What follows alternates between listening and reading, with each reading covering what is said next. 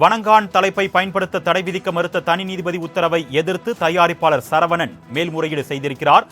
இயக்குனர் பாலா, தயாரிப்பாளர் சுரேஷ் காமாட்சி பதிலளிக்க சென்னை உயர்நீதிமன்றம் உத்தரவு பிறப்பித்திருக்கிறது. அது தொடர்பான அண்மை செய்தியை நாம் பார்த்துக் கொண்டிருக்கிறோம். இது குறித்த கூடுதல் விவரங்களை செய்தியாளர் கிருஷ்ணமூர்த்தி வழங்க நாம் கேட்கலாம். வணக்கம் கிருஷ்ணமூர்த்தி, இந்த வழக்கு தொடர்பான கூடுதல் விவரங்கள் சொல்லுங்க.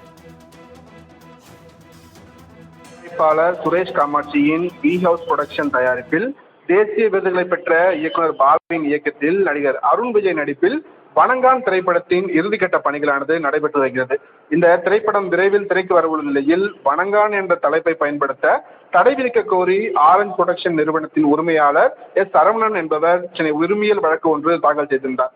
இந்த வழக்கை விசாரித்த தனி நீதிபதி பட தலைப்புக்கு காப்புரிமை சட்டம் பொருந்தாது என கோரி வணங்கான் பெயரை பயன்படுத்தவும் படத்தை வெளியிடவும் தடை விதிக்க கோரிய வழக்கை தள்ளுபடி செய்து உத்தரவிட்டிருந்தார்.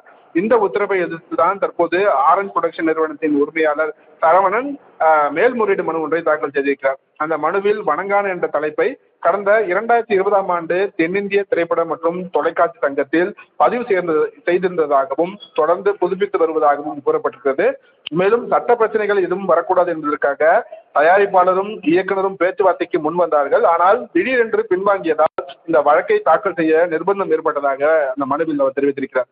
இந்த மேல்முறையீடு மனு நீதிபதிகள் எம் சுந்தர் மற்றும் நீதிபதி ஆர் சக்திவேல் அவர் முன்பு விசாரணைக்கு வந்தபோது இயக்குனர் பாலா மற்றும் தயாரிப்பாளர் சுரேஷ் பாலாஜி மற்றும் தென்னிந்திய திரைப்பட மற்றும் தொலைக்காட்சி தயாரிப்பாளர் சங்கம் ஆகியோர் செப்டம்பர் 24ஆம் தேதிக்குள் பதிலளிக்க உத்தரவிட்டு வழக்கின் விசாரணையும் தள்ளி வைக்கப்பட்டுள்ளது. அருணேஷ்,